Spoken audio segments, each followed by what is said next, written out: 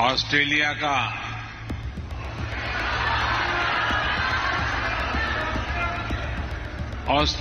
का ये मेरा पहला दौरा है।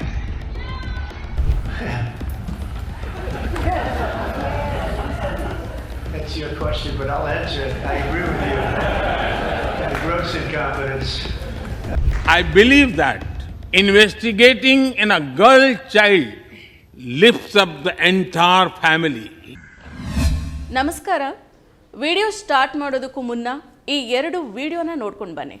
And I was curious, how much more confident are you with President Trump leading this country that there will be peace through strength and you will have a successful partnership with the United States versus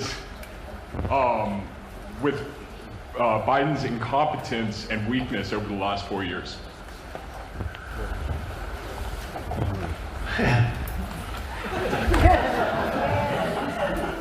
That's your question, but I'll answer it. I agree with you. To say about the Bangladesh issue, because we saw and it is evident that how the deep state of United States was involved to regime change during the Biden administration. Then Muhammad Yunus made Junior Soros also. So what is your point of view about the Bangladesh? And what is the role that the deep state played in the situation in Bangladesh? Well, there was no role for our deep state. It was. This is something that the Prime Minister has been working on for a long time and has been worked on for hundreds of years, frankly. I've been reading about it. But I will leave Bangladesh to the Prime Minister. ನೋಡಿದ್ರಲ್ಲ, ಈಗ ನಾವು ತೋರಿಸಿರೋ ಎರಡೂ ವಿಡಿಯೋದಲ್ಲಿಯೂ ಮೋದಿ ಅವರು ಪತ್ರಕರ್ತರು ಕೇಳಿದ ಪ್ರಶ್ನೆಗೆ ಯಾವುದೇ ರೀತಿಯ ಉತ್ತರವನ್ನ ನೀಡಿಲ್ಲ. ಮೋದಿ ಅವರಿಗೆ ಪತ್ರಕರ್ತರು ಕೇಳಿದ ಪ್ರಶ್ನೆಗೆ ಉತ್ತರ ನೀಡೋದಕ್ಕೆ ಮೋದಿ ತಬ್ಬಿಬ್ಬಾದಾಗ ಟ್ರಂಪ್ ಅವರು ನಕ್ಕು, ಇದು ನಿಮ್ಮ ಪ್ರಶ್ನೆ, ನಾನೇ ಉತ್ತರ ನೀಡ್ತೀನಿ ಅಂತ ಹೇಳ್ತಾರೆ. ಸೊ ಇಲ್ಲಿ ನಾವು ಹೇಳೋಕೆ ಹೊರಟಿರೋದು, ಒಬ್ಬ ವ್ಯಕ್ತಿಗೆ ಇಂಗ್ಲಿಷ್ ಬರಲ್ಲ ಅನ್ನೋದನ್ನು ಅಣಕ ಮಾಡೋದು ಅಥವಾ ಇಂಗ್ಲಿಷ್ ಬರಲ್ಲ ಅನ್ನೋದು ನಮ್ಮ ಪ್ರಶ್ನೆ ಅಲ್ವೇ ಅಲ್ಲ.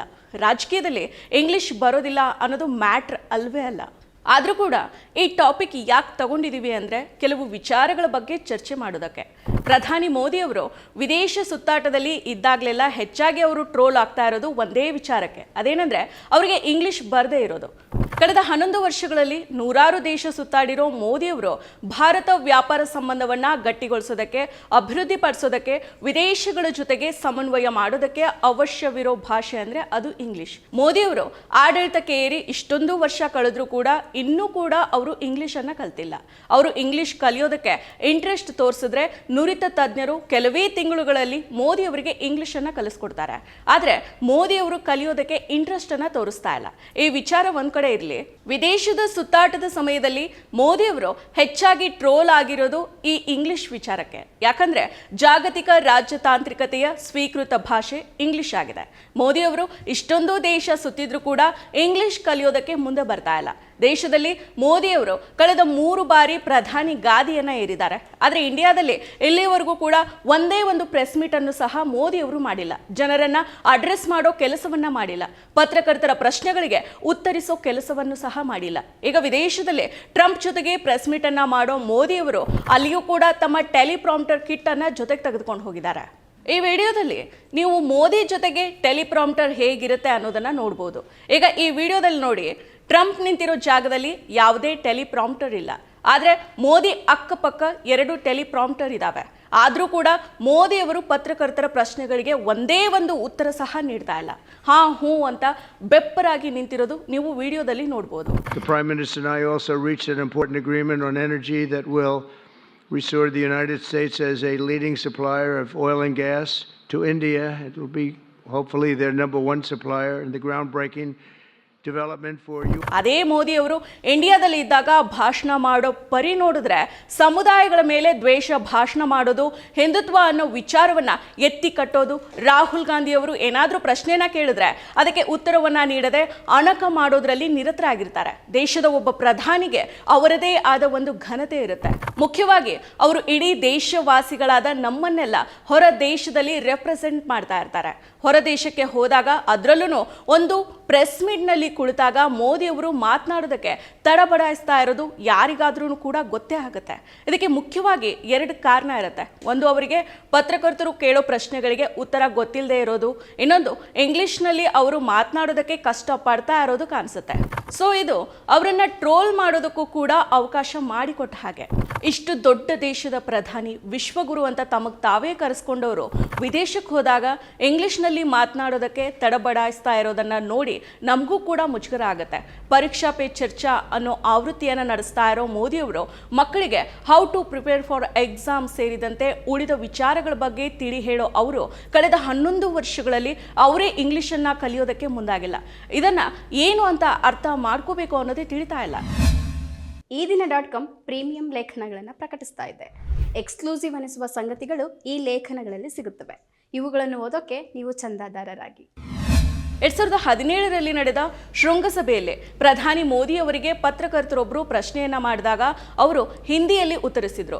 ಆಗ ಟ್ರಂಪ್ ಅವರು, ಪ್ರಧಾನಿ ನರೇಂದ್ರ ಮೋದಿ ತುಂಬಾ ಚೆನ್ನಾಗಿ ಇಂಗ್ಲಿಷ್ ಮಾತಾಡ್ತಾರೆ, ಆದರೆ ಅವರು ಮಾತನಾಡೋದಕ್ಕೆ ಬಯಸುವುದಿಲ್ಲ ಅಂತ ತಮಾಷೆ ಮಾಡಿದ್ರು. ಮೋದಿ ಬಹಳಷ್ಟು ಭಾಷಣ ಮಾಡ್ತಾರೆ, ಆದರೆ ಅವರಿಗೆ ಇಂಗ್ಲಿಷ್ನಲ್ಲಿ ಒಂದು ಸಾಲನ್ನು ಕೂಡ ಸರಿಯಾಗಿ ಮಾತನಾಡೋದಕ್ಕೆ ಬರೋದಿಲ್ಲ. ಅವರು ಇಂಗ್ಲಿಷ್ನಲ್ಲಿ ಮಾತನಾಡುವಾಗ ನಿರಂತರವಾಗಿ ಟೆಲಿಪ್ರಾಂಪ್ಟರ್ ಅನ್ನ ನೋಡಬೇಕು. ನಿರಂತರ ಟೆಲಿಪ್ರಾಂಪ್ಟರ್ ಸಹಾಯದ ಅಗತ್ಯ ಅವ್ರಿಗಿದೆ.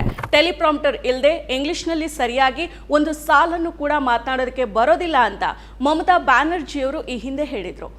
ದಿ ವಾಷಿಂಗ್ಟನ್ ಪೋಸ್ಟ್ ಪತ್ರಿಕೆ ಇಂಗ್ಲಿಷ್ ಮಾತನಾಡೋದಕ್ಕೆ ಇಷ್ಟಪಡದ ವಿಶ್ವ ನಾಯಕರ ಪಟ್ಟಿಗೆ ನರೇಂದ್ರ ಮೋದಿ ಸೇರಬಹುದು ಅನ್ನೋ ವರದಿಯನ್ನ ಮಾಡಿದೆ. ಇದರಲ್ಲಿ ಹಲವು ಜಾಗತಿಕ ನಾಯಕರು ಇಂಗ್ಲಿಷ್ ಮಾತನಾಡೋದಿಲ್ಲ, ಬದಲಿಗೆ ಅವರದೇ ಭಾಷೆಯಲ್ಲಿ ಅವರು ಮಾತಾಡ್ತಾರೆ. ನಾಯಕರು ಅನುವಾದಕರ ಮೂಲಕ ಮಾತ್ರ ಇಂಗ್ಲಿಷನ್ನ ಮಾತಾಡ್ತಾರೆ. ಹೆಚ್ಚಿನ ಸಂದರ್ಭಗಳಲ್ಲಿ ಅವರು ಅದನ್ನ ಚೆನ್ನಾಗಿ ಮಾತನಾಡೋದಕ್ಕೆ ಸಾಧ್ಯ ಇಲ್ಲ ಅಥವಾ ಮಾತನಾಡೋದೇ ಇಲ್ಲ. ಚೀನಾದ ಅಧ್ಯಕ್ಷ ಕ್ಸಿ ಜಿನ್ಪಿಂಗ್ ವಿರಳವಾಗಿ ಇಂಗ್ಲಿಷ್ ಅನ್ನ ಮಾತಾಡ್ತಾರೆ, ಯಾಕಂದ್ರೆ ಅವರು ಇಂಗ್ಲಿಷ್ನಲ್ಲಿ ಫ್ಲೂಯೆಂಟ್ ಆಗಿ ಮಾತನಾಡೋದಕ್ಕೆ ಬರೋದಿಲ್ಲ. ಹಾಗೆಯೇ ಟರ್ಕಿಯ ರೆಸೆಪ್ ತಯ್ಯಿಪ್ ಮತ್ತು ಜಪಾನ್ನ ಶಿಂಜೋ ಅಬೆ ಅವರಂತಹ ಇತರ ವಿಶ್ವ ನಾಯಕರು ಸಹ ಭಾಷಾ ಸಮಸ್ಯೆಗಳಿಂದ ಇಂಗ್ಲಿಷ್ ಅನ್ನ ತಪ್ಪಿಸ್ತಾರೆ. ಜರ್ಮನ್ನ ರಿಟೈರ್ಡ್ ಪೊಲಿಟಿಷಿಯನ್ ಏಂಜೆಲಾ ಮರ್ಕೆಲ್ ಕೂಡ ವಿರಳವಾಗಿ ಇಂಗ್ಲಿಷ್ ಅನ್ನ ಮಾತಾಡ್ತಾರೆ. ಹಾಗಾಗಿ ಅವರು US ಕಾಂಗ್ರೆಸ್ನಲ್ಲಿ ಜರ್ಮನ್ ಭಾಷೆಯಲ್ಲಿ ಮಾತನಾಡಿದ್ರು. ಇನ್ನು ರಷ್ಯಾ ಅಧ್ಯಕ್ಷ ವ್ಲಾಡಿಮಿರ್ ಪುಟಿನ್ ಜರ್ಮನ್ ಭಾಷೆ ಮತ್ತು ರಷ್ಯನ್ ಭಾಷೆಯಲ್ಲಿ ನಿರರ್ಗಳವಾಗಿ ಮಾತಾಡ್ತಾರೆ, ಆದರೆ ಇಂಗ್ಲಿಷ್ನಲ್ಲಿ ವಿರಳವಾಗಿ ಮಾತಾಡ್ತಾರೆ. ಕಳೆದ ಕೆಲವು ವರ್ಷಗಳ ಹಿಂದೆ ಪುಟಿನ್ ಇಂಗ್ಲಿಷ್ ಅನ್ನ ಕಲ್ತಿದ್ದಾರೆ ಅಂತ ದಿ ವಾಷಿಂಗ್ಟನ್ ಪೋಸ್ಟ್ ವರದಿ ಮಾಡಿದೆ. ಪ್ರಧಾನಿ ನರೇಂದ್ರ ಮೋದಿ ಅವರು ಜೂನ್ 22, 2023ರಂದು ವಾಷಿಂಗ್ಟನ್ DCಯಲ್ಲಿ ಅಮೆರಿಕ ಕಾಂಗ್ರೆಸ್ ಜಂಟಿ ಅಧಿವೇಶನವನ್ನ ಉದ್ದೇಶಿಸಿ ಇಂಗ್ಲಿಷ್ನಲ್ಲಿ ಮಾತನಾಡ್ತಾ ಇದ್ದಾಗ ಇನ್ವೆಸ್ಟಿಂಗ್ ಇನ್ ಗರ್ಲ್ ಚೈಲ್ಡ್ ಅಂತ ಹೇಳೋ ಬದಲಾಗಿ ಇನ್ವೆಸ್ಟಿಗೇಟಿಂಗ್ ದ ಗರ್ಲ್ ಚೈಲ್ಡ್ ಅಂತ ಟೆಲಿಪ್ರಾಂಪ್ಟರ್ ನೋಡಿಕೊಂಡು ತಪ್ಪಾಗಿ ಭಾಷಣವನ್ನ ಮಾಡಿದ್ರು. I believe that investigating in a girl child lifts up the entire family. ಈ ಹಿಂದೆ ನಡೆದ ಭಾಷಣವೊಂದರಲ್ಲಿ ಆಸ್ಟ್ರಿಯಾ ಅನ್ನೋ ಬದಲು ಆಸ್ಟ್ರೇಲಿಯಾ ಅಂತ ಹೇಳಿದ್ರು.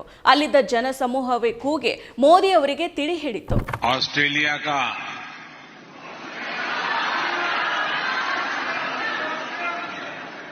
ऑस्ट्रिया का ये मेरा पहला दौरा है. 2018ರಲ್ಲಿ ನಡೆದ ಭಾರತ ಚೀನಾ ಶೃಂಗಸಭೆಯಲ್ಲಿ ಮೋದಿ ಅವರು ತಮ್ಮ ಶಕ್ತಿಯ ಬಗ್ಗೆ ವಿವರಣೆಯನ್ನ ನೀಡುವಾಗ ಸ್ಟ್ರೆಂತ್ ಅಂತ ಹೇಳುವಾಗ ಟಿ ಪದವನ್ನ ಬಿಡ್ತಾರೆ. ಅಂದ್ರೆ ತಮ್ಮ ಸ್ಟ್ರೆಂತ್ ಬಗ್ಗೆ ಹೇಳುವಾಗ ಮೋದಿ ಅವರು STREANH ಅಂತ ಉಚ್ಚರಿಸ್ತಾರೆ.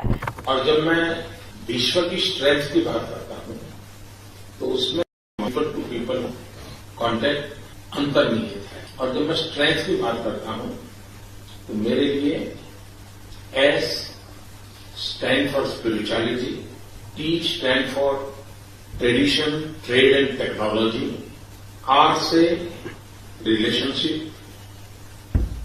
E से entertainment यानी हमारे मूवीज हैं, हमारी कल्चरल एक्टिविटी है, हमारे डांसेस हैं, हमारा म्यूजिक है, हमारे म्यूजियम्स हैं,